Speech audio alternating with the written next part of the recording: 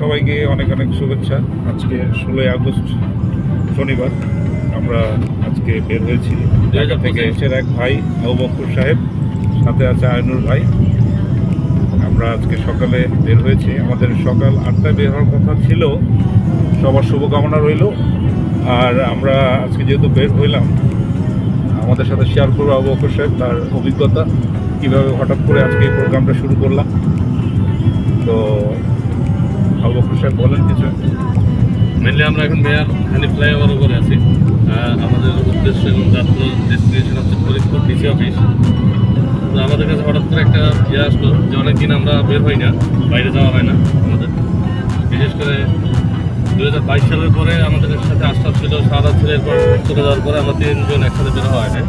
তো হঠাৎ করে মনে হলো যে যেহেতু ফরিদপুর যাবো, আমার সাথে গাড়ি আছে, তো তখন আলিনুর বাইরে বললাম যে ভাই আপনি চলো। ওনাদের আগে থেকে একটু বলা ছিল, হিন্স দেওয়া ছিল। উনিও এগ্রি করলো যে হ্যাঁ ঠিক আছে, ফ্রি আছে। তারপর আমাদের মোহাম্মদ সাহেবকে ফোন দিলাম। ফোন দেওয়ার পর বরাবর যেটা হয় পাত্তা দেয় না, ফোন ধরে না, তো সেটাই হলো। তো এনিওয়ে এর পরবর্তীতে উনি হচ্ছে হয়তো একটু ঘুমাই গেছিলো, যেহেতু আমার যেটা বুঝতে হবে আর্লি ঘুমাই গেছিলো। তো যাই হোক, পরে হচ্ছে ওনাকে অনেক চেষ্টা করে পাওয়া গেছে। ফোনে পাওয়ার পর আমি খুবই খুশি যে ভাই সাথে সাথে এগ্রি করছে। আমার কাজ থাকা সত্ত্বেও বলছে যে সব কাজ বাদ আমরা ঘুরতে যাবো। তো সেই হিসেবে আজকে আমরা সকাল প্রোগ্রামে বের হইলাম। তো দেখা যাক, হোপফুলি আজকে আমাদের জার্নিটা ভালো হবে। ওখানে আমাদের 2টা কাজ, একটা হচ্ছে সাইট ভিজিটিং, আমরা একটা কমার্শিয়াল কাজও টেক কেয়ার করতে পারি। আর পাশাপাশি হচ্ছে আর একটা যেটা করবো, ওইখানকার ভিলেজটা সুন্দর, গ্রামটা সুন্দর, আমরা একটু ঘুরবো। আমি সাথে লুঙ্গিও নিয়ে রাখছি, যদি সুযোগ হয় তাহলে সাথে তো দেখা যাক। হোপফুলি আমরা এখন খালি ফ্লাইওভার দিয়ে আসি। আমি একটু স্কায়ার্ড যে 80-র উপরে টানা যাবে না এই ইয়ার দিয়ে। যদি সেরকমই হয় আমি মামলা খেতে পারি। তো মামলা খেতে 5,000 টাকার মামলা, কারণ আমি 80-তে চালাতে পারি না সিটিতে। দেখা যাক, জানাবো। তো আমাদের আশা করি আমরা হোপফুলি আমরা ভালো রিটার্ন করবো, ভালো ব্যাক করবো। তো যাই হোক, আছে পিছনে আমিনুর ভাই, আমি তো ড্রাইভ করতেছি। তো এটা একটু শর্ট করবো। ধন্যবাদ আপনাকে যে আপনি এত একটা ব্যস্ততার মধ্যে সতর্কতার সাথে গাড়ি চালাচ্ছেন। ধন্যবাদ, অশেষ মেহরবানি। না, এটা তো আমাদের প্রাণের দাবি। আমরা যখন হচ্ছে এই যে ফ্যামিলি নিয়ে বউ বাচ্চা কাচ্চা রেখে যখন একটু বের হই, একটু ব্যাচেলার মোডে খুব ভালো লাগে, যে না একটু ফ্যামিলির এন্টারটেনমেন্ট বা ফ্যামিলির এনজয়মেন্ট একরকমের। আর যখন এটা আমাদের নিজস্ব বন্ধু বান্ধব ভাই ব্রাদার যখন আমরা একসাথে যাই, এটাতে আস্থার করা, এটার ফিলটা আবার আলাদা। তো এটা একটু নিজেদেরকে একটু ইয়াং লাগতেছে, ফ্রেশ লাগছে। না, আমরা আসলে সবাই সবার জায়গা থেকে কর্মস্থলে খুবই ব্যস্ত থাকি, সবাই সময় করে বের হতে পারি না। তো কীভাবে জানে হঠাৎ করে, আসলে প্রোগ্রাম জিনিসটা এমনই যে এটা আসলে প্রোগ্রাম করে হয় না, হঠাৎ করে সব কিছু হয়। আমি কোনোভাবেই আজকে প্রস্তুত ছিলাম না আজকে এই প্রোগ্রামের জন্য। হঠাৎ করে কালকে ফোনটা আসার পরেই আমার সমস্ত কাজগুলোকে কীভাবে মাইনাস করলাম আমি বুঝতেই পারতাম না। যেখানে আজকে আমার একটা বিশেষ কাজ ছিল, তো মনে হলো যে প্রোগ্রামটা এমন একটা জিনিস যে সবাইকে একখানে পাওয়াটা খুব একটা চ্যালেঞ্জের ব্যাপার। তো যেহেতু 2জন মানুষ একখানে আছে, আমার একজনের জন্য আসলে একটা প্রোগ্রাম ঠিকঠাক হবে না, এটা কেমন করে হবে, ওইটা চিন্তা করেই আসলে বেরিয়ে পড়লাম। আমাদের সাথে আরেকজন আছে আমাদের খুব কাছের একজন ভাই, তার সম্পর্কে কী বলবো, খুব অমায়িক একজন মানুষ। মানে কি বলবো, এই বর্তমান সময়ে এরকম মানুষ আসলে পাওয়া খুবই রেয়ার, খুবই সাধারণ একজন মানুষ। আমরা একবার তার বাসায় গিয়েছিলাম গত বছর, মেবি তার আগের বছরে শীতের সময়। তো তখন আমাদের মাঝে ছিল আমাদের আরেকজন, মানে আমার কলিগ ভাই যাই বলে, শাহাদাত সাহেব ছিল, আশরাফ সাহেব। আজকে তারা দুজনেই আমাদের কাছে নেই। একজন আছে ফিনল্যান্ডে, আরেকজন আছে ইউএসএতে। তো তাদেরকে খুব মিস করতেছে, সত্যিকার অর্থে তাদেরকে খুব মিস করতেছে। তারা হয়তো আমাদের এই ভিডিওটা দেখবে, তাদের কাজের ব্যস্ততার মাঝে বুঝতে পারবে যে আমরা তাদেরকে কী পরিমাণ মিস করছি। তো কথা না বাড়েই, আমার পিছনে আছে আমার আরেক ভাই আলিনুর ভাই। আলিনুর ভাই একদম মন থেকে বলবেন আজকে কীভাবে হঠাৎ করে এই প্রোগ্রামে আপনি অ্যাটেন্ড করবেন। অ্যাকচুয়ালি আবু বকর ভাই কয়েকদিন আগেই বলছিল যে আমাদের একটা প্ল্যান আছে, আমরা যাইতে পারি, যাবেন কিনা।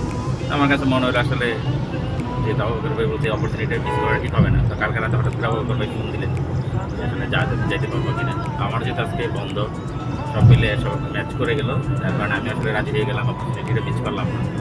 আজকে আসলেই আমরা সাদাত ভাই এবং হচ্ছে আশরাফ ভাইকে মিস করতেছি। ওনারা থাকলে আমাদের টোটটা আরও ভালো হইতো। আবু বকর ভাই এবং মাহমুদ ভাইকে থ্যাংক ইউ যে ওনারা আসলে সময় বের করতে পারছে। ঠিক আছে? আজকে আর এরকম প্রোগ্রাম তো আসলে সচরাচর আমরা করতে পারি না বা হয় না।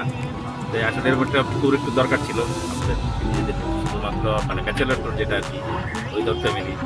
তো হোপফুলি আমাদের জন্য দোয়া করবেন। Thank you. অনেক ধন্যবাদ যে আসলে আপনাকে পাইলাম।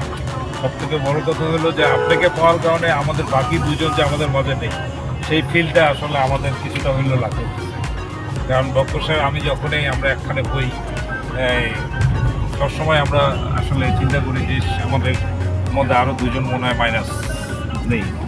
তো তারপরও আসলে ঠিকঠাক যত কিছুই বলি, মানে ওই দুজনের অভাব তো কোনোভাবে একটা আমার দিক থেকে ফিল আপ হবে না। কী বলেন বক্কর সাহেব?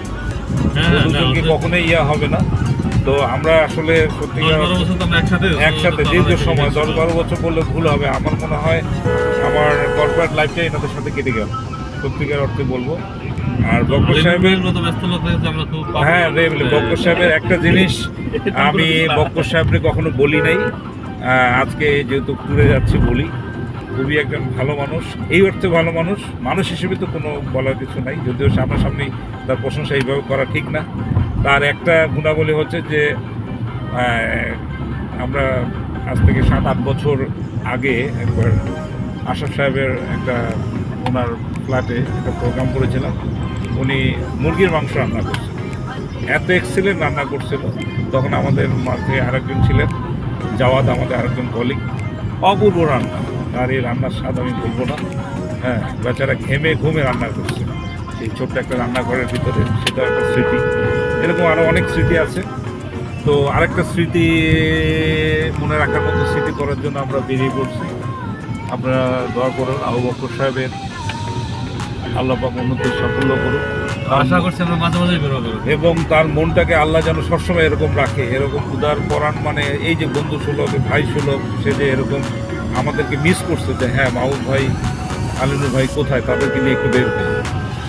এটা আসলে এই মন মানসিকতা আল্লাহ যেন তার সবসময় রাখে এবং সে এরকমই থাকে। তাকে আজ থেকে 15 বছর আগে যেভাবে দেখছি, আগামী আরও 50 বছর পর্যন্ত এরকম থাকে। এটাই হলো সবথেকে বড় জিনিস।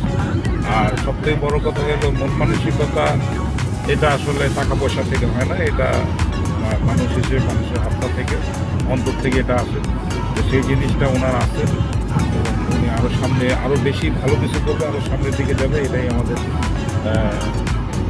অবশ্যই তার জন্য শুভকামনা করব। আর এখন আমরা যাচ্ছি মাওয়া এক্সপ্রেসওয়ের দিকে। আপনারাও দেখবেন বর্তমানে মাওয়া এক্সপ্রেসওয়ে কী অবস্থা।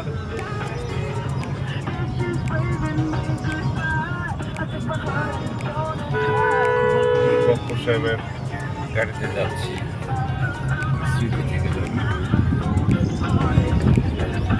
বক্কর সাহেব একটু দেখুন।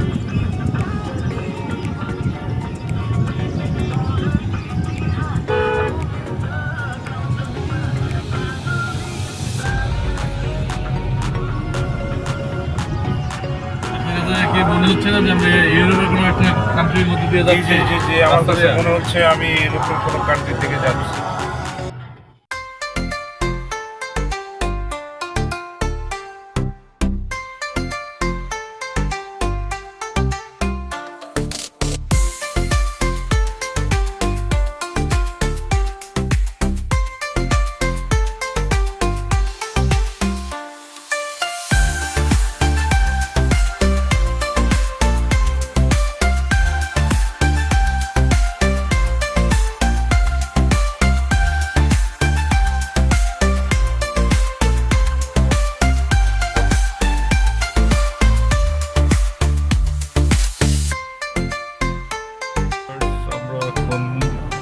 ব্রিজের টোল দিচ্ছি।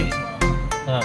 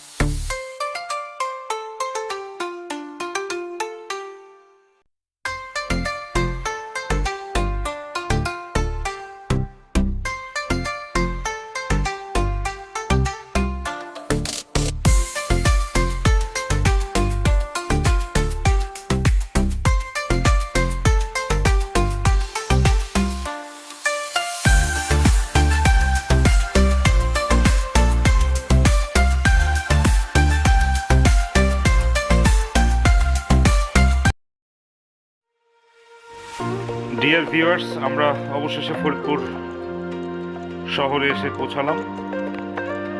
এখন ঘড়িতে বাজতেছে দুপুর 1:30টা। আপনারা দেখছেন ফরিদপুর শহর।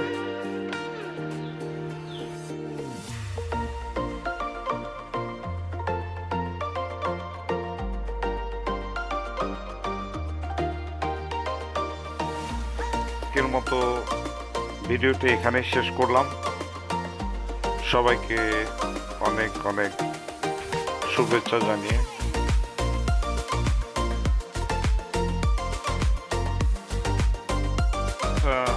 আমার এই চ্যানেলের পেজটিতে সাবস্ক্রাইব করে দিবেন। সামনে নতুন কোনো ভিডিও নিয়ে আবার আপনাদের সামনে হাজির হব। সেই পর্যন্ত সবার শুভকামনা রইল।